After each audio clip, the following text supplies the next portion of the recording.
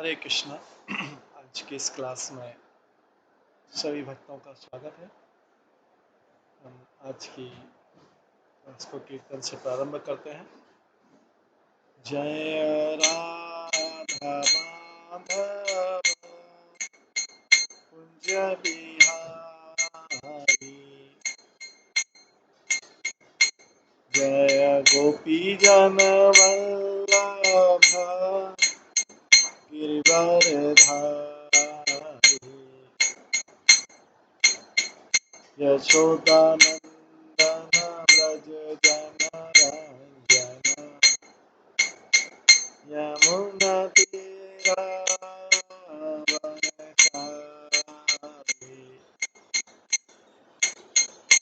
जय राधा माधव कुंज बिहारी। हरे कृष्णा कृष्णा कृष्णा हरे हरे, हरे राम राम राम हरे हरे, हरे कृष्णा कृष्णा कृष्णा हरे हरे, हरे राम राम राम हरे हरे, हरे कृष्णा कृष्णा कृष्णा हरे हरे, हरे राम राम राम हरे हरे, हरे कृष्णा कृष्णा कृष्णा हरे हरे, हरे राम राम राम हरे हरे,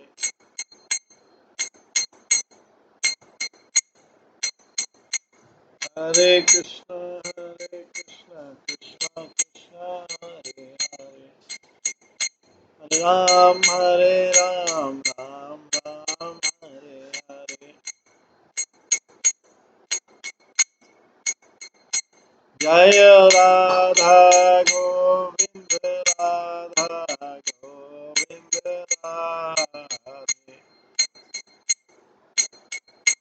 जय राधा माधव राधा माधव राधे,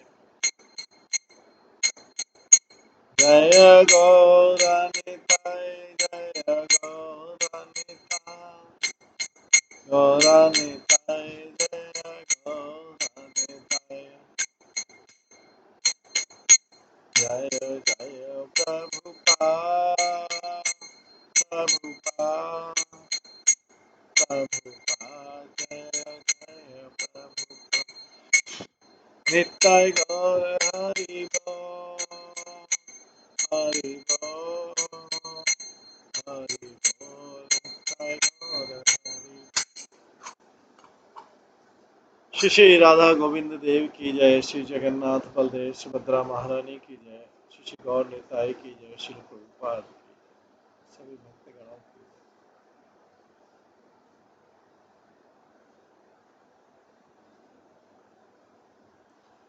हरे कृष्णा।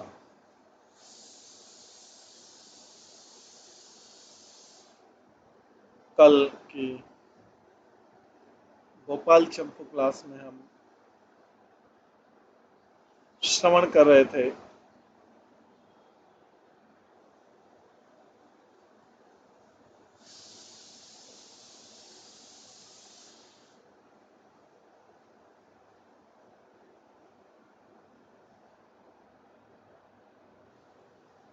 भगवान की मथुरा लीलाओं के बारे में श्रवण कर रहे थे।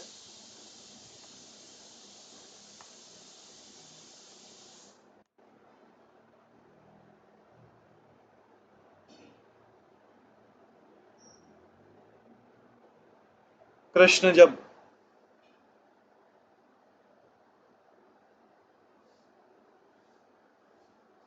बलराम जी के साथ सांदीपनी मुनिषि के आश्रम से अवंतिका नगरी से जब शिक्षा प्राप्त करके आए, उसके पश्चात उन्होंने विचार किया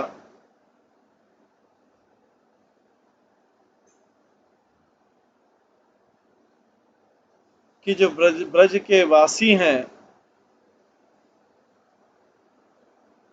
वो उनके विरह में कितने दुखी हो रहे हैं। तो विचार करने लगे कि किसको भेजा जाए। काफी सोच विचार के बाद उन्होंने निष्कर्ष निकाला कि उद्धव को भेजा जाए। उद्धव को भगवान कहते हैं, प्रिय उद्धव, तुम जिस प्रकार मेरे अतिशय प्यार हो उस प्रकार तो ब्रह्मा, महादेव, बलराम, लक्ष्मी तथा मेरा आत्मा भी मुझे प्रिय नहीं है। ये कल हमने श्रवण किया था। उसके पश्चात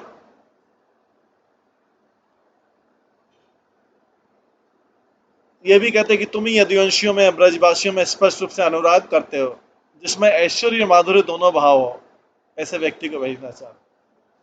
इसलिए मैं ब्रज को त्यागने वाले अपने स्वरूप से भी तुमको अधिक हितैषी मानता हूँ। और मैं चित्त की कठिनता पूर्वक जब जब जब ब्रज की उस बात को चलाता हूँ, हाय, तब तुम द्रवीभूत चित्त वाले हमसे स्थिर शरीर वाले से प्रतीत होने लगते हैं। अतः तुमको एकांत में देखकर हृदय के मध्य में स्थित शूल की तरह, जिसका मूल उखाड़ना कठिन है, उस दुख का वर्णन करता हूँ। देखो, इस बात को तुम जानते ही हो कि भक्ति के से आकार वाले बेर से भी मेरा एक कोमल हृदय बंधन को प्राप्त हो जाता है। जगत में पूतना ही उसमें साक्षी है, वो पूतना जिसने जननी के वेश में से जननी की सी गति हो, जननी के वेश से जननी की सी गति वाली हो गई। फिर तुम्हें बताओ, उस जननी यशोदा के प्रेम से पूर्ण ब्रज के प्रति मेरा हृदय कैसे आसक्त न होगा। और देखो, उन माता यशोदा का मेरे निमित्त निरंतर प्राण की तरह जो लालन पालन रूप कार्य था, उसको तो दूर रहने दो, किंतु उसी माता ने मेरे लिए घर का माल ने बिगाड़ा। इस प्रकार शिक्षा रूप उखल बंधन की जो रचना की थी, माता ने सोचा कि घर का लड़का बिगड़े नहीं, इसलिए शिक्षा रूप करने के लिए उखल बंधन की जो रचना की थी मेरे लिए, उस उखल बंधन को बार बार स्मरण करके मेरा अंतःकरण विशेष विदीर्ण हो रहा है। अभी कृष्ण जो है उद्धव से अपने शेयर कर, उनको माता का उखल बंधन याद हो रहा है। हालांकि उखल बंधन दंड वाली लीला थी, लेकिन कृष्ण को उस माता की दंड वाली लीला याद आ रही है कि माता ने यह सोच के मुझे दंड दिया था कि घर का ये लड़का बिगड़े नहीं। इसके कारण से उस विदीर्ण अंतःकरण में अत्यंत छोटी या महान वस्तु कुछ भी नहीं धरी जाती, और मेरा ये बालक का पन से स्वतंत्रता के कारण चंचलता को ना प्राप्त हो जाए, इस प्रकार के हेतु से माता ने जब मुझको एक बार ही बांधा था, उससे मैं आज भी नित्य बंधा हुआ हूँ। कृष्ण भी मथुरा में बोल रहे हैं कि यह मेरा बालकपन से स्वतंत्रता के कारण चंचलता को ना प्राप्त हो जाए, मैं चंचल बालक नहीं बन जाऊं, इसलिए मेरी माता ने मुझको जो एक बार भी बांधा था, उससे आज भी बंधा हुआ हूँ।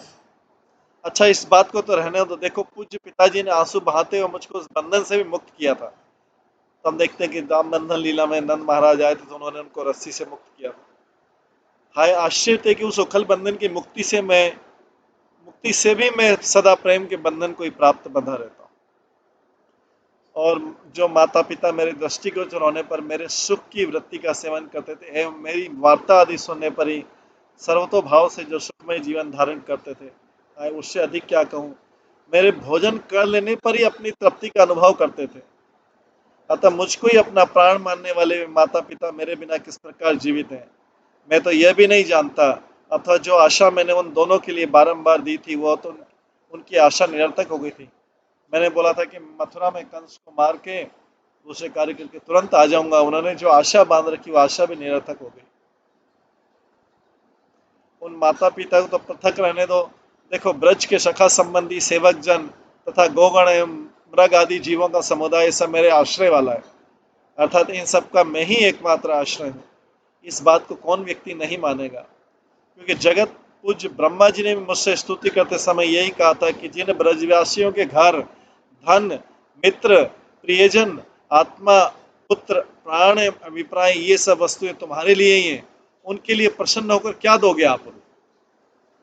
उन ब्रजवासियों ने, ब्रह्मा जी ने से कृष्ण से प्रार्थना की थी कि जिन ब्रजवासियों के घर भी आप ही हैं, धन भी आप ही हैं, मित्र भी आप ही हैं, परिजन भी है, आत्मा भी, पुत्र भी, प्राण भी, अभी सब वस्तु अगर आपके लिए है उनकी, तो आप उनको बदले में प्रसन्न होकर क्या देंगे? तो कृष्ण यहाँ पे उद्धव से बोल रहे हैं, मैं तो गोकुल में उत्पन्न होने वाले माता पिता आदि प्रेमावलंबी ब्रज के जन्मात्र को बिंब स्थानीय मानता हूँ। मधुपुरवासी जन्मात्र को उन ब्रजवासियों का प्रतिबिंब स्वरूप ही मानता हूँ। इस विषय के निश्चय करने में अनुभव ही यथार्थ ज्ञान है। देखो, बिंब का अनुभव हो जाने पर जिस प्रकार प्रतिबिंब कहीं भी स्मरण नहीं किया जाता, उसी प्रकार गोकुल संभव ब्रजवासियों का अनुभव हो जाने पर मधुपुरी निवासी जन कहीं भी स्मरण नहीं किया जाता।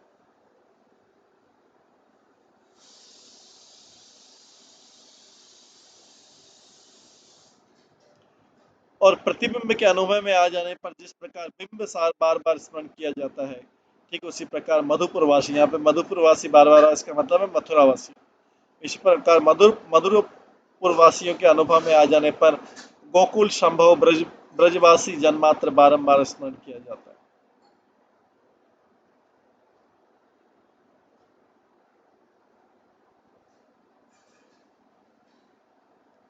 इस उस ब्रज के इस प्रकार प्रेमास्पद होने पर भी इस समय सुहृद जनों जो मेरे वेल विशर हैं कि रक्षा रूप कार्य के अधीन होने के कारण मैं उस ब्रज में जाने को समर्थ न हो सकूंगा।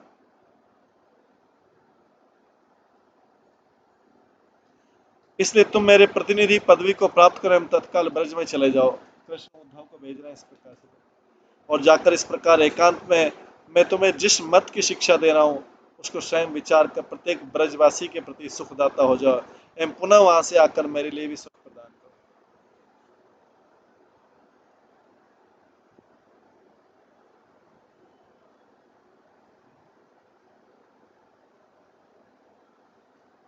यद्यपि वे सभी ब्रजवासी जन मुझको सदैव प्राप्त करना चाहते हैं, तथापि इस प्राप्ति की इच्छा में भी ब्रज में कहीं की विशेषता है। कारण ये ब्रजवासी दास से साख्य वात्सल्य आदि भाव भेद के कारण भिन्न भिन्न अंतःकरण वाले। देखो भैया, मेरे में अत्यंत उत्पन्न हुई उत्कंठा वाले कुछ ब्रजवासी तो मेरे साक्षात्कार को भी अन्यथा अर्थात प्रेम में पागल होने के कारण स्फूर्ति रूप मानते हैं, और मेरे प्रेम का आश्रय करने वाले कुछ दूसरे कुछ ब्रजवासी मेरी स्फूर्ति को भी साक्षात मुझे ही मानते हैं। ब्रजवासियों के प्रेम की यही विलक्षणता है, ये भावार्थ।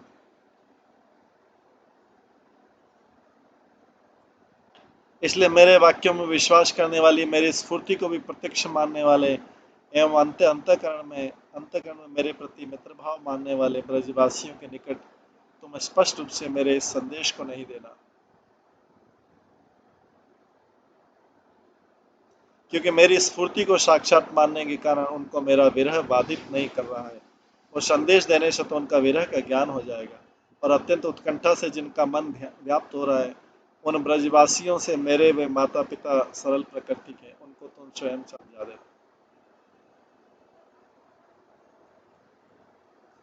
और इस ब्रज में कुछ ब्रजवासी मेरे अभिद्ध प्रेम का भजन करने वाले हैं, उनको मेरी वाणी से सांत्वना देना। यहाँ पर टेढ़े प्रेम का भजन करने वाले शब्द से श्री कृष्ण प्रेयसी गोपियों का ग्रहण है,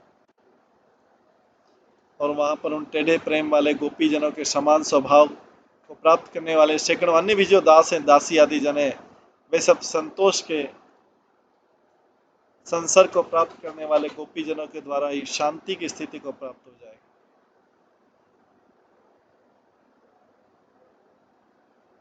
देखो, दाता केवल घर के स्वामी श्रेष्ठ ब्राह्मणों को अपने घर लाकर उनको दान आदि के द्वारा पुष्ट करता है। उन ब्राह्मणों के द्वारा भरण पोषण करने योग्य जन उन्हीं के पुष्ट होने से अपने अंगों की पुष्टि को भी यथेष्ट प्राप्त कर लेते हैं।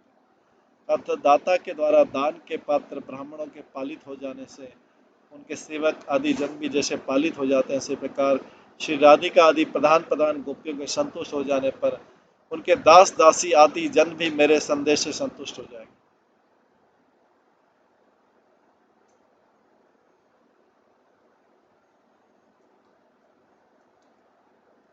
और देखो, मेरे संदेश को ले जाने वाले वे बहुत से दूत मैंने ब्रज में भेजे थे, किंतु वे केवल मेरे संदेश को ही कह देते, अपनी बुद्धि से कुछ भी नहीं करते। और तुम्हारे प्रति तो संदेश ही क्या कहना, क्योंकि तुम तो बृहस्पति की शिष्यता को प्राप्त करे, अर्थात बृहस्पति के शिष्य होने के कारण समय अनुकूल संदेश स्वयं दे सकते हो। इसलिए विशेष विचार करें एवं अपने प्रतिनिधि बनाकर ही मैं तुमको ब्रज भेज रहा हूँ। इस प्रकार संपूर्ण रूप से दोनों के द्वारा किए गए विचार को सुनकर रमणीय स्वभाव के भाव से बड़े बड़े व हर्ष वाले श्रीमान उद्धव उस प्रकार की अपनी योग्यता के लाभ से उत्सव को प्राप्त कर गदगद होकर बोले, देखो भैया श्याम, वीणा आदि वाद्य यंत्र यद्यपि स्वयं राग रागिनी वर्णों से युक्त कभी भी नहीं देखा जाता, तो भी गाने वाले उत्तम पुरुष के संग से वो वीणा आदि यंत्र उन स्वर ताल लय आदि को प्राप्त करता है, महापुरुष को संतुष्ट कर देता है। तात्पर्य कि मैं भी जड़ यंत्र के समान हूं, किंतु आपके संसर्ग से सब कुछ सुंदर कह दूंगा। ये श्याम सुंदर कृष्ण जो है उद्धव को भेजने से पहले समझा रहे हैं, ब्रज भेज। अनंतर कमल नयन श्री कृष्ण ने उद्धव के द्वारा रची हुई अंजलि को भी पकड़कर साक्षात कृपा विलास युक्त होकर उद्धव को हर्ष देकर पश्चात उद्धव को श्री बलराम जी के निकट पहुंचाकर उसके प्रस्थान को उन्हें सुनाकर उन्हीं के साथ उद्धव को श्री रोहिणी के चरणों के पास पहुंचाकर उन दोनों के अनुग्रह को प्राप्त करने वाले उद्धव को स्वयं भी विशेष प्रकार अलंकार एवं वस्त्र के द्वारा शोभा के सहित कृपा विशिष्ट करके ब्रज को भेज। और श्री कृष्ण बलराम रोहिणी इन सब ने मिलकर ये समझाया कि हे उद्धव, यदि कोई मथुरावासी तुमसे पूछे कि तुम ब्रज में क्यों जा रहे हो, तब तुम अपने ब्रज गमन को यहाँ पर वृंदावन संबंधी तीर्थ समूह के दर्शनार्थी समझा देना। उसके बाद श्री कृष्ण बोले, हम दोनों भाइयों का गुरुदेव के निकट जाने के लिए दूर से भी अति दूर जाना हुआ, यह जनश्रुति ब्रज में भी बोलती इसी सुनाई दे, तब हम दोनों के लिए कुछ भी दूर नहीं है।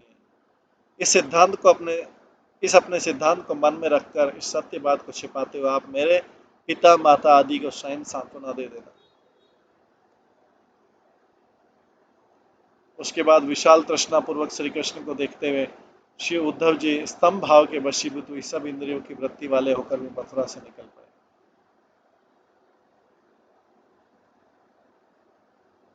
उस समय श्री कृष्ण की शोभा तो मधुपुर की और एवं श्री कृष्ण के प्रेम का माधुर्य का प्रभाव ब्रज की और इस प्रकार दोनों ही उद्धव को खींच रहे थे।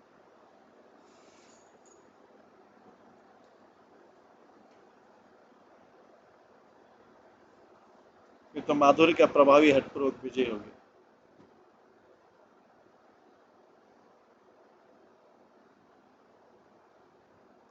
और ब्रजवासी जनों की श्री कृष्ण में अत्यंत परिपूर्ण जो प्रीति जन्मात्र के मुख से सुनी थी, वही प्रीति अब श्री कृष्ण के मुख से स्पष्ट सुन ली। इसी कारण उद्धव जी वेग पूर्वक रस प्रवाह के झरनों से आकर्षित होकर उस ब्रज को विशेष रूप से देखने के लिए रोमांचित हो गए।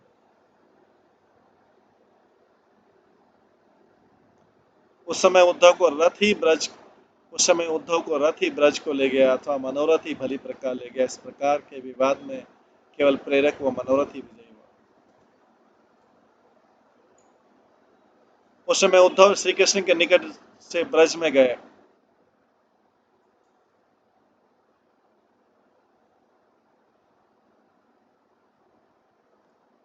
इस प्रकार जनश्रुति फैल गई, किंतु वहां पर प्रत्येक वृक्ष ने उद्धव के लिए श्री कृष्ण का साक्षात्कार करा दिया। श्री कृष्ण का ही फल आदि भोजन का स्थान है एवं उसी प्रकार उनके बैठने का स्थान है।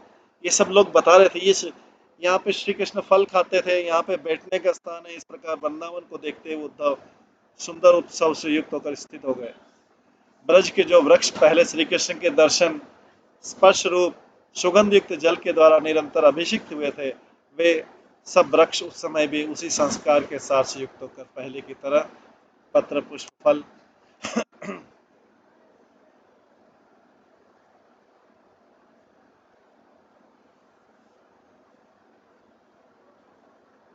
आदि से युक्त।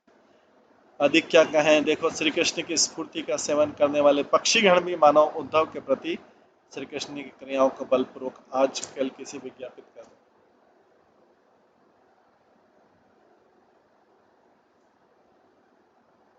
उस समय गो आदि पशुगणों में स्फूर्ति पाते हुए श्री कृष्ण ने ब्रज के निकट की भूमि में आए हुए उद्धव के प्रति गो आदिकों के हर्ष की अधिकता को यथोचित रूप से जना दिया।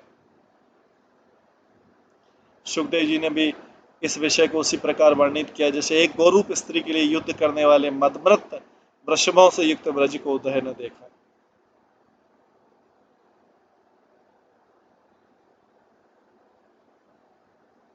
और देखो उसके बाद ब्रज में प्रवेश करते उद्धव ने पहले उस ब्रज को अपने अंतःकरण में अपूर्व जानते हुए भी उस समय तो प्रकट रूप से ही सुख को देते देखो।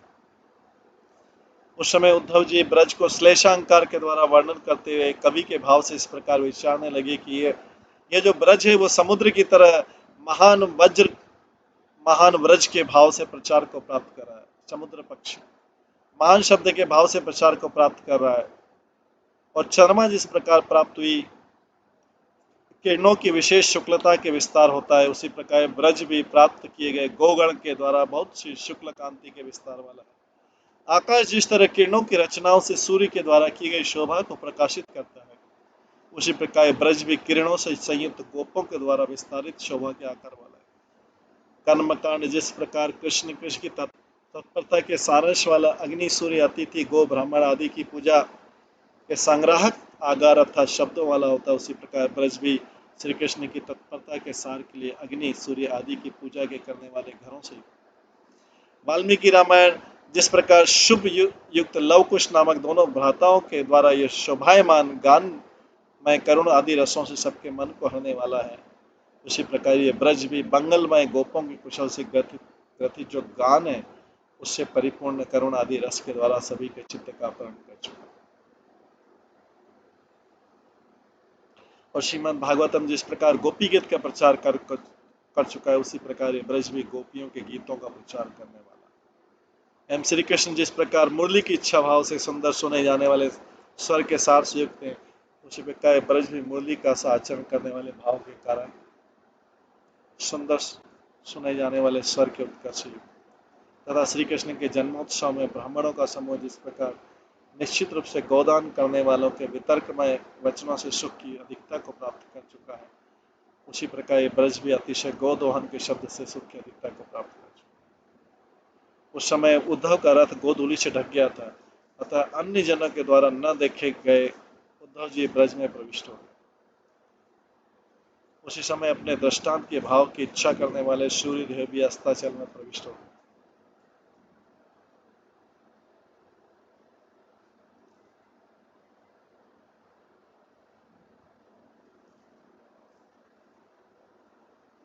उसके बाद उद्धव जी राजमार्ग के द्वारा किए गए निर्णय वाले श्री ब्रजराज के द्वार तक रथ को चलाकर उससे उतरकर साथी रूप एक सेवक के साथ ब्रजराज के अंतपुर के आगे वाली वेदी के मध्य में बैठ गए।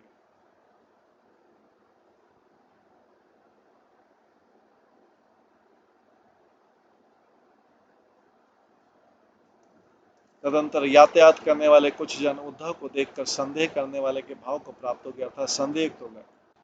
बोले यदि व्यक्ति श्री कृष्ण, क्योंकि उद्धव श्री कृष्ण जैसे लगते, यदि व्यक्ति श्री कृष्ण है तब इसके दर्शन में श्री कृष्ण के दर्शन के योग्य सुख की क्यों स्फूर्ति नहीं हो पा रही। ये व्यक्ति लगता तो श्री कृष्ण जैसा है, लेकिन श्री कृष्ण के दर्शन करने से जो उत्साह होता है वो क्यों नहीं हो पा रहा है। अथवा यह व्यक्ति उदासीन मार्ग का अवलंबन कर रहा है, अर्थात श्री कृष्ण से भिन्न ही प्रतीत हो रहा है, किंतु इसका रूप तो श्री कृष्ण जैसा ही दिख रहा है। इस व्यक्ति में केवल रूप ही श्री कृष्ण का सा नहीं है, अपितु पीताम्बर के द्वारा शोभायमान वेश वाला ये वही अर्थात श्री कृष्ण ही शोभा पा रहा है।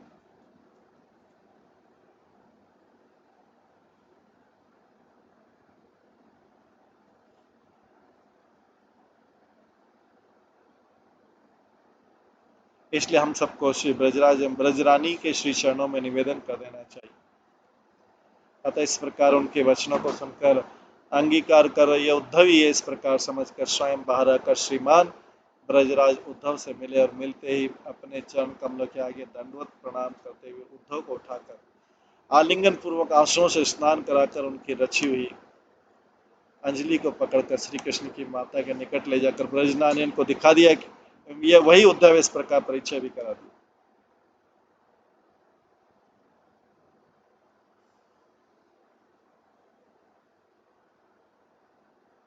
और वो उद्धव श्री कृष्ण की माता के चरणों की ओर लक्ष्य लक्ष्य करके साष्टांग प्रणाम कर एवं मनोहर विनय से युक्त होकर हाथ जोड़कर खड़ा हो गया।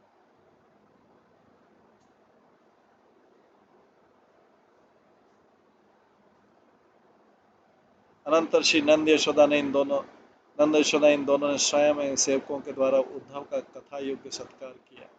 श्री नंद यशोदा ने अपने से छोटी अवस्था वाले उद्धव का जो सत्कार किया, उसका कारण यह था कि वे दोनों, ये अतिथि श्री नारायण भगवान का मार्ग स्वरूप है और ये अतिथि श्री कृष्ण में स्नेह की पदवी को प्राप्त कर चुका है, अतः ये श्री कृष्ण के देह के तुल्य है। इस प्रकार इन दोनों प्रकारों से उद्धव के ऊपर श्री कृष्ण के भाव के आरोप के कारण उद्धव में भेद ज्ञान नहीं कर पाए। अनंतर क्रमशः भली प्रकार उछलती हुई उत्कंठा जिनके उत्पन्न हुई, अतः कंस का शमन करने वाले श्री कृष्ण के पिता ने विश्राम को प्राप्त हुए उद्धव को अपने प्रश्न का विषय बना लिया। अर्थात उद्धव के विश्राम कर लेने के बाद श्री नंद जी ने उद्धव से कुशल समाचार पूछे, किंतु श्री कृष्ण की माता तो केवल यह सुनती हुई आंसुओं के द्वारा अपने घर को आप्लावित करने लगी और वो कुशल प्रश्न भी है, महाभाग्यशाली प्रिय उद्धव, कहिए हमारे सखा वसुदेव जी अपने पुत्र आदि से युक्त होकर एवं कारागार से मुक्त होकर तथा अपने सुहृदों से परिवृत होकर कुशल पूर्वक तो हैं, इत्यादि रूप से श्री कृष्ण के मुख से निकला हुआ अमृत का अंजलि स्वरूप या विस्तार रूप ये आस्वादन करने हो। किंतु हम तो उसी प्रश्न के विषय को विशेष रूप से परिवेशन करें, अर्थात परोस, जैसे श्री ब्रजराज ने अपने पुत्र का कुशल पूछने के विषय में अपने दुख से भयभीत होकर यहाँ पर पहले अपने पुत्र के बारे में नहीं पूछा। ब्रजराज ने उद्धव से अपने पुत्र का कुशल पूछने के विषय में अपने दुख से भयभीत होकर अपने पुत्र के बारे में नहीं पूछा, किंतु श्री कृष्ण के विषय में पूछते ही उनके आसपास रहने वाले उनके पार्षद एवं अन्य सुहृदों के विषय में पूछा। अनंतर उन श्री ब्रजराज ने अपने पुत्र की सहायता के कारण उद्धव जी पर परम प्रसन्न होकर करने से पहले कहा, है महाभाग, यह संबोधन करके उद्धव को आशीर्वाद से युक्त कर दिया। कुशल प्रश्न जैसे, मेरे पिता पर्जन्य ने बाल्यकाल में भ्राता के पुत्र की बुद्धि से जिसका मेरे साथ लालन पालन किया था, वो वसुदेव केवल मेरा भ्राता ही नहीं किंतु एक साथ खेलने के कारण स्पष्ट रूप से मेरा सखा भी है।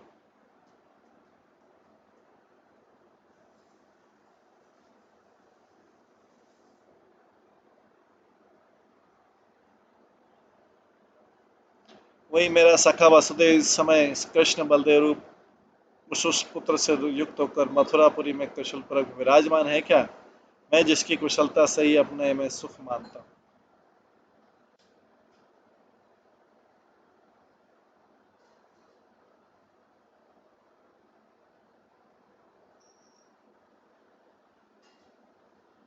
वही मेरा सखा वसुदेव इस समय कृष्ण बलदेव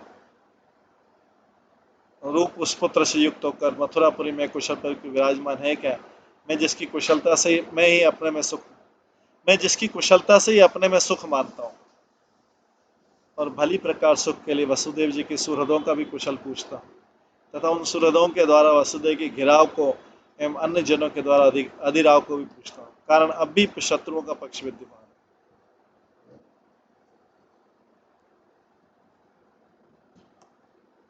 हाय, हमने सुना है कि अत्यंत बालक वे दोनों रामकृष्ण उपनयन पूर्व गुरुकुल वासादि रूप व्रत का पालन कर चुके और दोनों भाई गुरु ग्रह तक जाकर मधुपुरी की सभा में कहीं आगे ही शोभा पा रहे हैं क्या,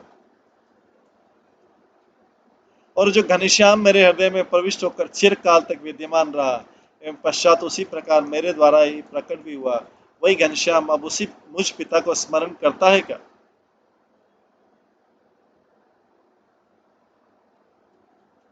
हे यदुवीर उद्धव, 8वें महीने में उत्पन्न होने वाले कृष्ण के प्रति कंस की आशंका करने वाली माँ यशोदा को वह कृष्ण तुम्हारे आगे कभी स्मरण करता है क्या।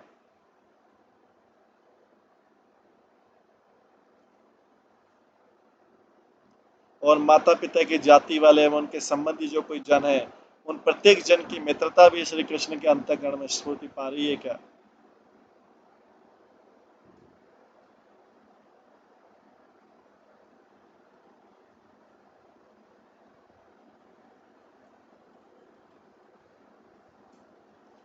ब्रजराज नंद इस प्रकार प्रश्न पूछ रहे हैं उद्धव से, हाय अत्यंत बालकपन के कारण जिन सखाओं के परस्पर मिलन को त्यागने के लिए जो कृष्ण कातर होता था,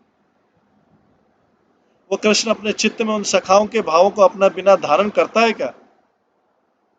और जो सखा श्री कृष्ण यहाँ पर स्वयं अपने स्थान पर गौरक्षा के निमित्त नियत रूप से रचे थे, अपने स्थान पर गौरक्षा के निमित्त नियत रूप से रचे थे, अर्थात स्थापित किए थे, उन सखाओं को श्री कृष्ण अपने भोजन के समय दूर देश में जाकर भी पहले की भांति स्मरण करता है क्या? और जिस ब्रज के आत्मा आदि सकल पदार्थ अपने लिए हम अपने भी सकल पदार्थ जिस ब्रज के लिए प्रतीत होते थे, उस ब्रज की किसी वस्तु को भी श्री कृष्ण अपने बलपूर्वक अपने चित्त में लाते हैं क्या?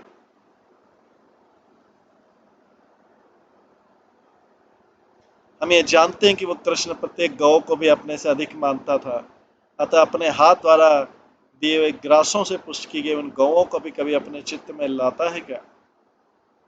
और जिस वृंदावन के नेत्र गोच होते ही श्री कृष्ण अपने भोजन को भी भूल जाता था, क्या इस वृंदावन को भी किसी स्थान पर याद भी कर लेता है क्या?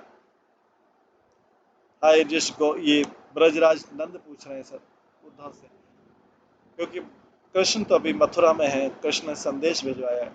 हाय जिस गोवर्धन पर्वत को श्री कृष्ण ने ब्रज के रक्षार्थ अपना छत्र बनाया था, तथा वर्षानु एवं नंदीश्वर आदि जिन पर्वतों को अपने चरणों के चिन्ह से युक्त किया था, इस समय अपने बिना खाली पड़े हुए उन पर्वतों को श्री कृष्ण ने व्यर्थ होते हुए जानता है क्या?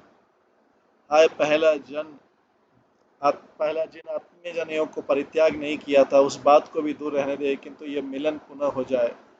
वह श्री कृष्ण यदि कृपा करके एक बार भी उनको देखने के बजाय आ जाए है, तब तो मधुर नेत्रों से उसके मुख को भी हम देख लें।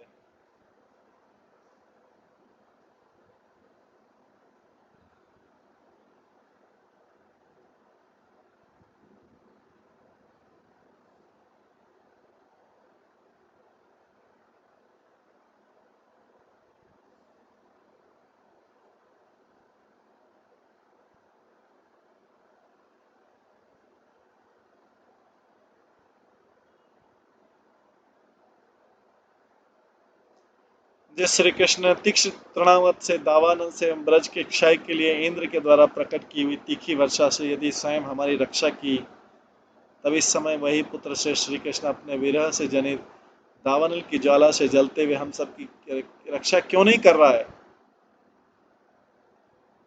पहले श्री कृष्ण का हंसना, बोलना, लीला एवं कटाक्ष पूर्वक देखना तथा विलास आदि जो कार्य सुख देने के स्थान रूप होकर विद्यमान थे, वे सभी कार्य अब सभी मर्मों को दलित करने वाली क्रीड़ा के द्वारा शिथिलता से युक्त शरीर शारीरिक धर्म वाले हम सबको स्थावर और जैसे बना रहे।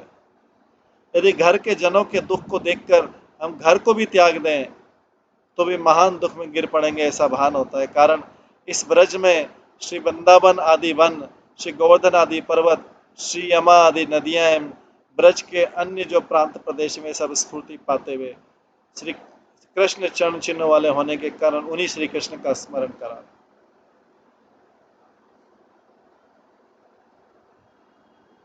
आह हे उद्धव, यह नंद अपने पुत्र पर अनुराग करने वाला इस प्रकार के विचार से विशुद्ध स्नेह वाले मुझ पर तुम विषयी जनों किसी अज्ञ बुद्धि से कुदृष्टि नहीं करना, क्योंकि कृष्ण बलराम की जोड़ी अन्य साधारण जनों के समान नहीं हो सकती, किंतु अपितु देवर्षि गणों को भी ध्येय यह सिद्धांत श्री गर्गाचार्य ने कहा।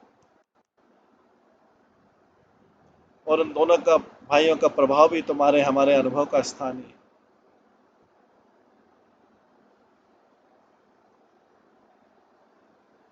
देखो 10,000 हाथी के समान बल वाले कंस को, उस कोलिया पीड़ नामक हाथी एवं चारुण आदि उस मल्ल समुदाय को, जिन्होंने तुम सबके सामने ही लीला के लेश से मार डाला, और वो शंकर जी का धनुष जिन दोनों भाइयों के निकट ग्रंथि रही तृष्ण की तरह अथवा कमल की तरह टूट गया, अतः उन दोनों भाइयों का पहले ब्रज लीला में किया हुआ जो दूसरा उन उत्नागासुर बकासुर आदि देवतियों को मारना एवं गोवर्धन का धारना आदि कार्य, उसके विषय में क्या है?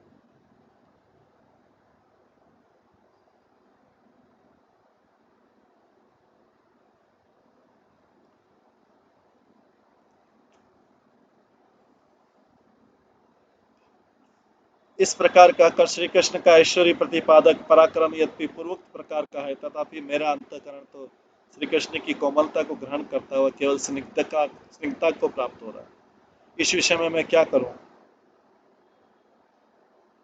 इस प्रकार कहते हुए श्री ब्रजराज कंठ एवं दोनों नेत्रों में रुदन के जल को धारण करते बोलते, हाय क्या कर सकते हैं। किंतु खेद की बात है कि ब्रजराज तो श्वासों के अवरोध को ही धारण करने लग गए। उद्धव को लक्ष्य करके श्री ब्रजराज के द्वारा वर्णित अपने पुत्र के चरित्र से आद्र हुई यशोदा भी श्वेत जल, स्तन दुग्ध एवं नेत्र जल के प्रवाह के कारण यहाँ पर कोई नदी ही होगी, यहाँ पर नदी ही होगी, उद्धव ने ऐसा मान लिया। अतः इस प्रकार जानकर उद्धव अपने मन में विचार करने लगे कि यह मेरा कितना महाभाग्य है जो कि इस प्रकार कृष्ण के इस महान स्नेह से परिपूर्ण इन दोनों नंद यशोदा का मैंने साक्षात्कार किया। किंतु अब तो यही विचार किया जाता है कि इन दोनों का श्री कृष्ण के बिना समय बिताना तो निश्चित रूप से कठिन ही है।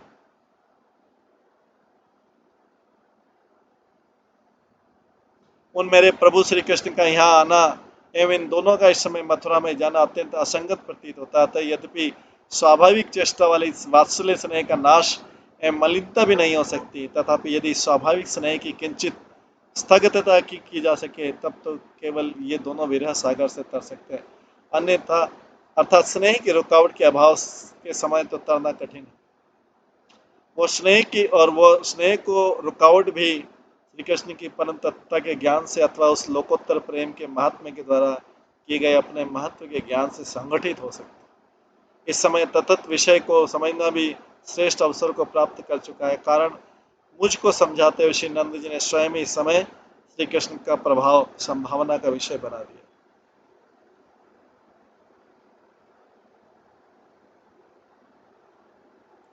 यह विचार को उद्धव स्पष्ट बोला, श्री नारायण नामक श्री कृष्ण ही यहाँ पर स्वयं भगवान है और उन श्री कृष्ण में ऐश्वर्य ज्ञान रहित विशुद्ध प्रेम ही धर्मार्थ काम मोक्ष रूप सब पुरुषार्थों में श्रेष्ठ माना जाता है और उस प्रेम को लक्ष्य करके वात्सल्य रस ही अधिक शोभा पाता है। और तुम दोनों तीनों लोकों में उस वात्सल्य रस में जिस कारण से पूर्ति को प्राप्त हुए, उसी कारण से उस वात्सल्य रस की मूर्ति स्वरूप जिन तुम दोनों को पूजते हुए वात्सल्य रस के उपासक दूसरे कुछ संत भी अत्यंत अधिक प्रेम को प्राप्त करते हैं।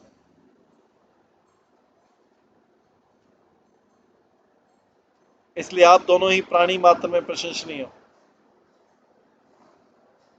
और प्रकृति पुरुष एवं निराकार सच्चिदानंद रूप ब्रह्म, ये तीनों पदार्थ जो शास्त्रों में कहे जाते हैं, इन तीनों को ही श्री कृष्ण बलराम नामक स्वयं भगवान के अंशों के अंश जानने चाहिए। अनंतर श्री नंद यशोदा के केवल श्री कृष्ण के माधुरी में तत्पर होने के कारण श्री कृष्ण के ऐश्वर्य प्रतिपादक तत्पर वचनों के न सुनने को निश्चय कर उद्धव ने पुनः उनके दुख को दूर करने के लिए श्री कृष्ण का ब्रज में आना ही जना दिया। तथापि ऐश्वर्य के तात्पर्य वाले माधुरी के साथ श्री कृष्ण का वह ऐश्वर्य भी उन दोनों के मन में प्रविष्ट हो जाएगा विचार कर ऐश्वर्य के सहित उस माधुरी का विस्तार भी कर दिया। उसके बाद कहते हैं, देव ब्रजराज देखो, भगवान श्री कृष्ण समस्त यादवों के भक्तों के पति होकर भी तुम्हारे विशुद्ध वात्सल्य भाव से तुम दोनों के पुत्र भाव को प्राप्त हो गए, इसलिए वे तुम दोनों के निकट अतिशीघ्र ही आ जाएंगे और आकर के भी आप दोनों के अभिलिषित कार्य को स्वयं नित्य ही विशेष रूप से संपादन करें, क्योंकि आप दोनों का श्री कृष्ण में जो लालन नामक वात्सल्य भाव है वह लोक एवं वेद में भी सिद्धि को प्राप्त हो रहा है। और हम सब यदुवंशियों के प्रतिकूल आचरण करने वाले कंस को रंग स्थल के बीच में मारकर पश्चात आपके निकट आकर आपके प्रति श्री कृष्ण ने या तो यूयम ब्रजम तात वयम च स्नेह दुखितान ज्ञाति न वो दृष्टि में श्याम विधाय शोधा सुखम इत्यादि रूप से जो कहा है उसके विषय में हमने पूछा भी, जो विशेष रूप से सत्य करते हैं।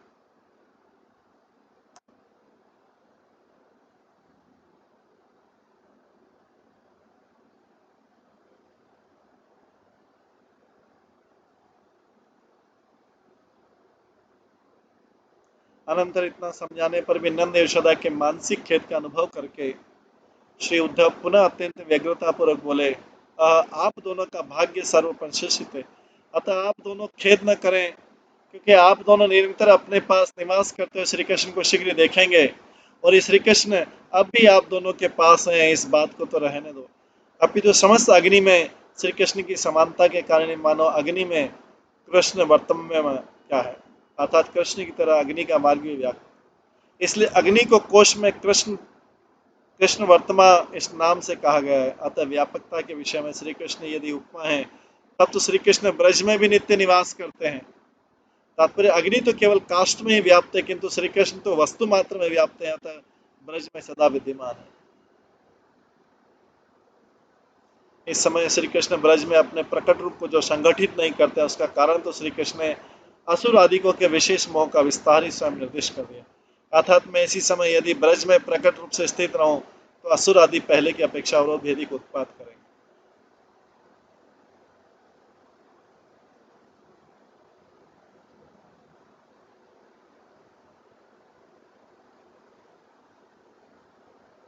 अतः इस प्रकार श्री कृष्ण का सब पदार्थों में व्यापक रूप साधारण भाव गणनीय मानकर श्री नंद यशोदा को महान संताप होगा।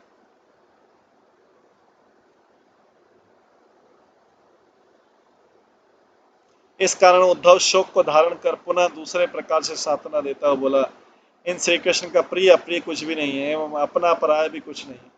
कारण वे सर्वत्र समदर्शी हैं, अतः जगत में कहीं भी उनकी माता एवं पिता भी संगठित नहीं हो सकता। कारण में सर्वेश्वर है, सर्वथा परिपूर्ण है। यद्यपि इस प्रकार की व्यवस्था है, तथापि भक्त रूप जनता की प्रेम जनित क्रीड़ा की भावना को दूर करने के लिए वे श्री कृष्ण माता पिता आदि के भाव को प्राप्त होते हैं। अतः इस प्रकार की प्रेम जनित पीड़ा से आर्त होकर आप दोनों को किस प्रकार त्याग सकते, आपा तथा प्रिय प्रिय आदि करते हुए से श्री कृष्ण का भक्त जनों से अन्यत्र तो थोड़ा सा भी आवेश नहीं होता है। अतः भक्त जनों से दूर दूसरे जन श्री कृष्ण में भ्रम से युक्त हैं। इस प्रकार कहते हुए उद्धव पहले अर्थ को ही पुष्ट करते हुए बोले, श्री कृष्ण की समीपता को प्राप्त करने वाले गुणों को ईश्वर स्वयं खंडित या प्रेरित नहीं करता, किंतु पूर्व जन्म के कर्मानुसार ईश्वर से जो विमुख जो जीव है, ईश्वर की पर माया के कारण भ्रम का आरोप लगा।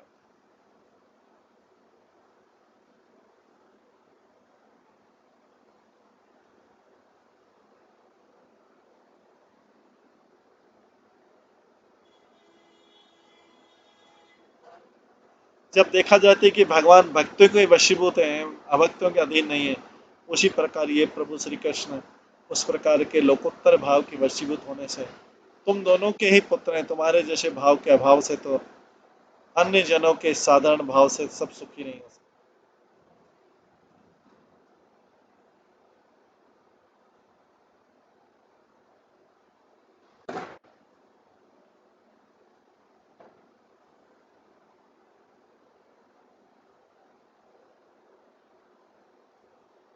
इस प्रकार उद्धव श्री वज्रराज के बारंबार अपने अपने अनुरूप कहते कहते रात्रि व्यतीत हो गई, किंतु उस समय उद्धव की तीक्ष्ण बुद्धि तो प्रेम श्री ब्रजराज के प्रेम के वेग ने दूर फेंक दी। उस समय सदैव श्री कृष्ण की स्फूर्ति के सुख से मनोहर वेश वाली कुछ गोपांगनाएं शीघ्र ही उठकर दीपक जलाकर गोबर आदि के द्वारा वास्तु भूमि का पूजन करके दधि मंथन करने लगी।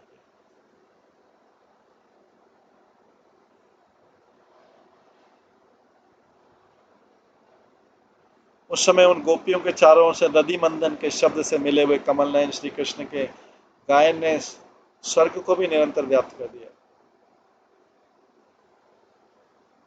अनंतर जिस गायन को अपने कर्ण गोचर करते हुए यदि उद्धव ने ये वहां पर इस गायन को सर्व मंगल कारक मान लिया, तब श्री कृष्ण दूर कहाँ प्रतीत हो रहे हैं, अर्थात निकट में विद्यमान।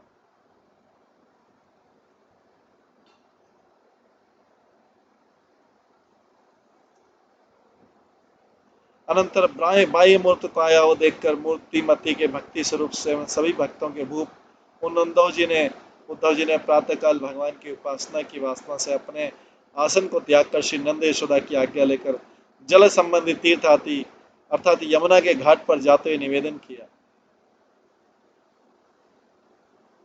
हाय मैं आप दोनों की सांत्वना से युक्त करने की इच्छा करता हूँ, तो आप दोनों की श्री कृष्ण विषयक स्नेह की चर्या तो मुझसे बहुत दूर हो जा रही है, अर्थात ऐसा स्नेह मैंने कहीं भी नहीं देखा। अतः वो स्नेह की चर्या इस संपूर्ण अभिष्ट को भी शीघ्र पूरा कर देगी। केवल आप दोनों को समझाने के लिए मेरी जो अत्यंत दृष्टा है वो मुझे विशेष कष्ट पहुंचा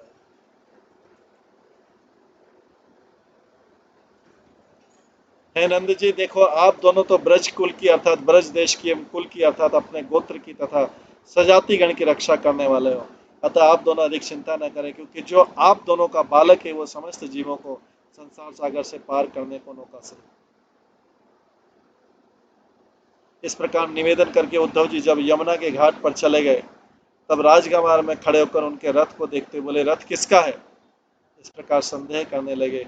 वहां पर गोपांगनाओं तो उद्धव के रथ को देखकर पुनः क्रूर की आशंका करने लगी, क्योंकि देखो, जिनकी जीवा चूरे से जल जाती है, उनके लिए दही भी चूने का सा भ्रम होने वाली हो सकती है। अनंतर मधुकंठ प्रसंग की समाप्ति के द्योतक श्लोक के द्वारा श्रोताओं को आनंदित करता हुआ बोला, हे ब्रजराज, ऐसी वजह, ये सब तो पहले बीता हुआ वृतांत ही मैंने अपूर्ण रूप से वर्णित किया। आपका ये प्यारा पुत्र तो आपकी गोद में ही शोभा पा रहा है।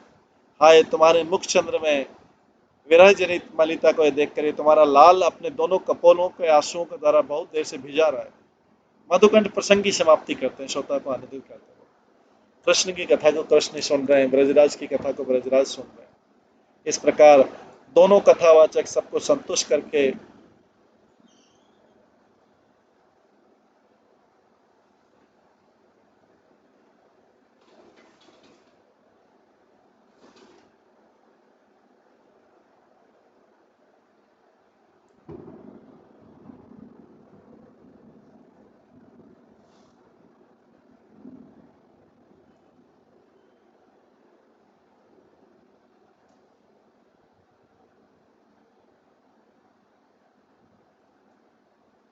इस प्रकार दोनों को कथावाचक सबको संतुष्ट करके सबके द्वारा संतोष पाते हुए अपने निवास स्थान पर पहुंच गए।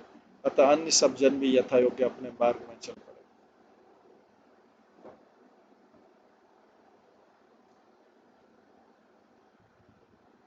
ग्रंथकार उद्धव की महिमा करते हुए स्वयं बोले, है उद्धव, तुम मुझको जैसे अतिशय प्रिय लगते हैं, उसी प्रकार ब्रह्मा, शिव, बलराम आदि भी प्रिय नहीं लगते। इत्यादि वचनों के द्वारा श्री हरि ने स्वयं जिसकी प्रशंसा की, वह अब गोलोक की सभा में विराजमान ये उद्धव ही ब्रज का दूत बना था। अतः ब्रज की महिमा सर्वोपरि ये तात्पर्य। इस प्रकार से ये गोपाल चंपू के उत्तर भाग का 10वां अध्याय पूर्ण होता है। यही उद्धव अभी आगे ब्रज में जब सबसे मिलते हैं तो 11वां अध्याय में इसका वर्णन आता है, दूत का भ्रम देने वाले भ्रमर का संभ्रम। इस 11वें अध्याय में श्री राधिका का विस्मयजनक विचित्र भाव वर्णित होगा। भ्रमर गीत का जो है सार वो इसमें दिया जाएगा। अनंतर पहले की भांति श्याम सुंदरम श्री राधिका की सभा में कथा था। इस प्रसंग में कथा की अधिकता को जानकर उसका विभाग करने को विशेष उत्कट हुआ। श्रीकंठ बोला, कथा सुनाना स्टार्ट करते हैं। अनंतर श्रीमान उद्धव इस उसी तीर्थ स्थान पर गए जो कि अपने स्वामी श्री कृष्ण ने इसी समय एकत्रित होने वाली एवं इष्ट देवता की आराधना आदि के बहाने से कालक्षेप करने वाली उन सभी गोपियों के लिए स्थान रूप से निर्दिष्ट किया था। किंतु वहां पर उद्धव जी ने उन गोपियों से विशेष दूर रखकर प्रातः स्नान एवं संध्या वंदन आदि दैनिक कार्य शीघ्र कर लिया और भक्ति पूर्वक आहि कृत्य करते ही सावधानी पूर्वक कुछ प्रकट हो गए या निकट आ गए। निकट आते ही उद्धव ने उन गोपियों को देखा कि श्री कृष्ण के विरह में जिनके सब अंग क्षीण हो गए, केश बिखरे में, वस्त्र मलिन है, जिनके गूढ़ तेज से आसपास का स्थान प्रज्वलित हो रहा है तथा उन्हीं स्थितियों के कारण जो धुआं एवं भस्म आदि से ढकी हुई अग्नि की पंक्तियों के समान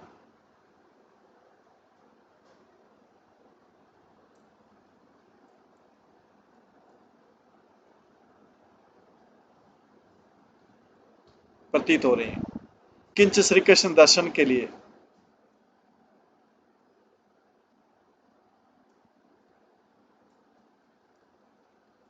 जिनके दोनों नेत्र व्यग्र हैं, जिनके श्वास समूह अधर दल को अर्थात अदृश्य को पीड़ित कर रहे थे तथा जिनके मुख का भीतरी भाग प्राय सूख रहा था। इसलिए उद्धव जी ने उन गोपियों को दावानल की पीड़ा से उद्विग्न नेत्रों वाली मृगियों के समान विचारा। और उस समय श्याम वर्ण वाले गोलाकार लंबी लंबी स्थूल भुजाओं वाले चंद्रमा की सी कांति वाले मुख में स्फूर्ति पाने वाले कमल के से नेत्रों वाले नवीन यौवन वाले, अधिक क्या कहें, सौंदर्य से परिव्याप्त शरीर वाले, मकराकृति कुंडलों वाले, सुवर्ण शोभा विजयी वस्त्रों वाले। अच्छा, इन बातों को भी रहने दीजिए। देखो, श्री कृष्ण अभिषेक भ्रम को देने वाले उद्धव जी को देखकर वे गोपियां बहुत देर तक आश्चर्य को प्राप्त हुई। यद्यपि गोपियों ने उद्धव को वेशभूषा से श्री कृष्ण के समान देखा, तो भी वे श्री कृष्ण विषयक भ्रम को प्राप्त नहीं हुई। क्योंकि उनका भाव ही सच्चा नेत्र था, बाह्य नेत्र तो केवल आभास मात्र थे।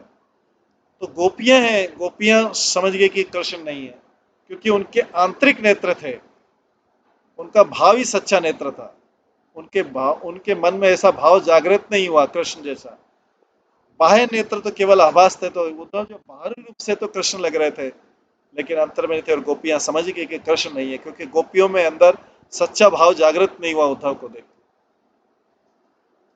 तो समझ गई कृष्ण नहीं है। और कभी कभी वे गोपियों वर्ण की समानता के कारण प्राणवायु शून्य तमाल वृक्ष आदि पदार्थों में ही श्री कृष्ण की दृष्टि करती थी, किंतु मनुष्य आदि प्राणियों के ऊपर श्री कृष्ण की से दृष्टि नहीं कर पाता, कारण उनका विशुद्ध भाव ही उनके पातिव्रत्य धर्म का रक्षक हो जाता।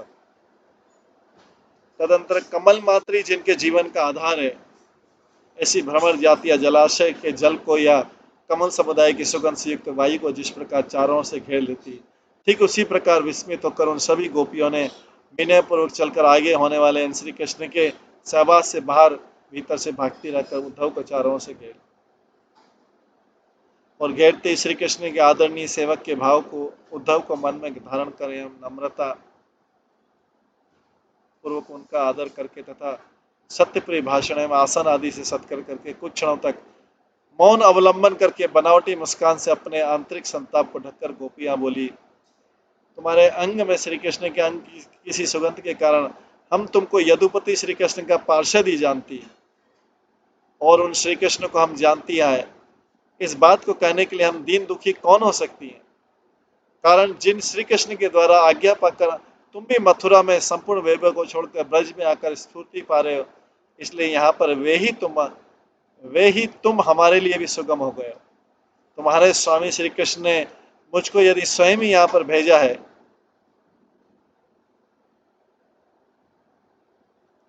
तब तो तुम सब गोपियां ही स्पष्ट रूप से एवं विशेष रूप से श्री कृष्ण के अपेक्षित हो। इस प्रकार भी बात कहो, क्योंकि इस ब्रज में तुम्हारे आगमन के कारण मुख्य कारण तो श्री कृष्ण के माता पिता ही हमारे विचार में आते। गोपियां बोलते हैं, उद्धव हमको तो लगता है कि तुम श्री कृष्ण के माता पिता से मिलने आए हो। देखो, गौण में मुख्य अनुगत होने पर भी मुख्य विषय में से प्रतीति होती है।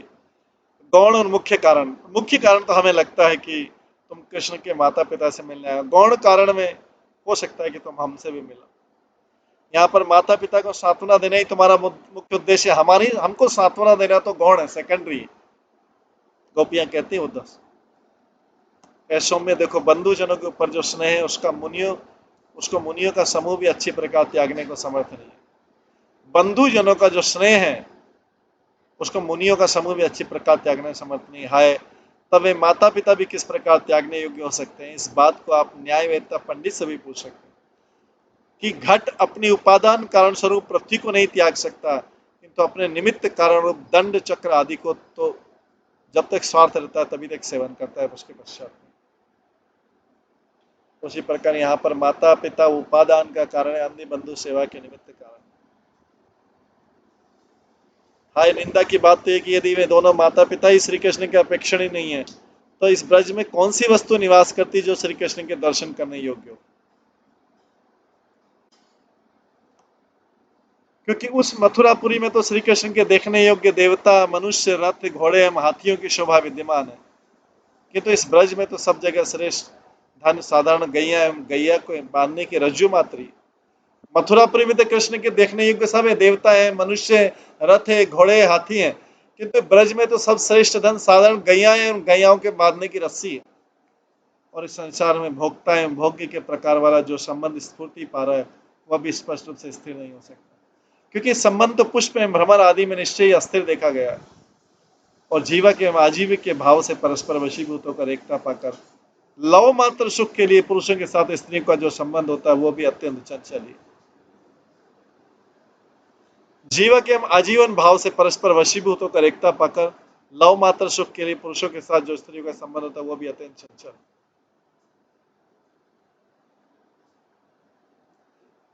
यदि स्त्री पुरुषों का निरंतर मिलन कहीं भी होता रहे, तथापि जिस मिलन में धर्म एवं सुख की प्रधानता वाला दाम्पत्य स्थिर रूप से हो सकता है, वह संबंध स्थिर है, अर्थात पति पत्नी का भाव में स्थिर संबंध है, अन्यथा नहीं। और देखो जार पुरुष मतलब अन्य पुरुष एवं दूसरे की स्त्री, इन दोनों का जोड़ा अंत में परस्पर त्याग को प्राप्त हो जाता है। इस विषय में दृष्टांत है, जैसे वेश्या निर्धन पुरुष को त्याग देती है एवं धनी पुरुष वृद्ध वेश्या को त्याग देता है।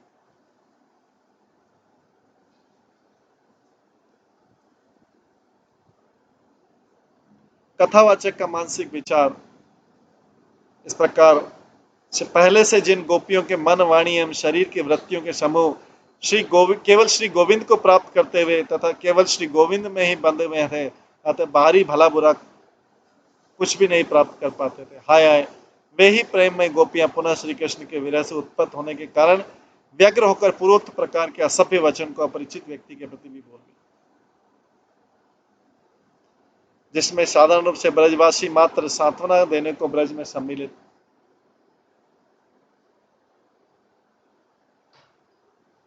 होने वाले श्री कृष्ण के दूत उन श्री उद्धव के निकट भी वे गोपियां आंतरिक वेदना के जागृत हो जाने से लोक मर्यादा के त्यागने के भाव को प्राप्त हो गई, अर्थात लोक मर्यादा को त्याग गई। अच्छा, उस बात को भी रहने और अधिक क्या कहें, उन्होंने तो अपने साथ श्री कृष्ण के द्वारा धारण किए गए रहस्य को भी मनोहर संगीत के प्रसंग में प्रकाशित कर दिया। इसलिए मेरा हृदय उत्तप हो रहा है, इस कारण अत्यंत दुस्तर के उनका विरोहन माद के विस्तार से कोई प्रयोजन नहीं। इस प्रकार मौन पूर्वक मस्तक को नवाकर कथावाचक पुनः बोला, अहो बिच्छू के भाई से दौड़ते हुए मेरा सर्प के मुख में ही प्रवेश निकट ही आ जाए, कारण गोपियों के अत्यंत विस्तृत विरह उन्माद के वर्णन को त्यागने वाले मेरे पक्ष में दूसरे उपाय के बिना श्री राधिका के दिव्य उन्माद से निबद्ध यह अनर्थक विलाप कहने को उपस्थित हो।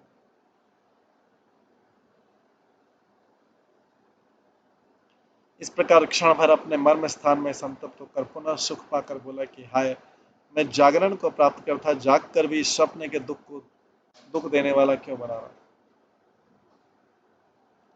कारण उन अपने नित्यकांत श्री कृष्ण के साथ जिनका साक्षात बैठना गोलोक में स्फूर्ति पा रहा है, वे ही ये मेरे स्वामिनी श्रीमती राधिका से मेरा अवलंबन होकर विद्यमान है। अतः किंचित विस्तार करता हूँ, उसमें भी स्फूर्ति आदि के द्वारा जिसका अच्छी प्रकार से प्रकाश हुआ है, ऐसी गंभीर संभावनापूर्ण ये भावना श्री राधिका में है, जो कभी कभी प्रकट हो जाती है। वो भावना इस प्रकार थी जैसा हमारे साथ क्रीड़ा करने वाले हमारे प्यारे श्री कृष्ण मेरे निकट आते रहते हैं, एवं छिप कर मथुरा नगरी में भी जाते रहते हैं, प्रतीत होता है कि वे मथुरा में भी कतिपय रमणियों को आनंदित करते रहते हैं। उस समय तो वह भावना श्री कृष्ण के दूत को देखने से और भी अत्यंत अधिक हुई, अतः उनका मान ही बलपूर्वक परिमाण को लांग गया था, जिसके उपस्थित होते ही श्री कृष्ण के दूत के दर्शन से उत्पन्न हुए संस्कार के वशीभूत हो गए। श्री राधिका में एक भ्रमर ने दूसरे दत्त के भ्रमर को धारणीय पुष्ट कर दिया। देखो, श्री राधिका का वितर्क मथुरा की दिशा से आता हुआ गुंजार करता हुआ यह भ्रमर अपने मस्तक को कंपा रहा है, इसलिए भ्रमर स्पष्ट ही श्री कृष्ण का दूत बनकर उनका अभिप्राय करने इधर आ रहा है। तो अभी यहां से जो है भ्रमर की कल्पना, भ्रमर गीत स्टार्ट होने जा रहा है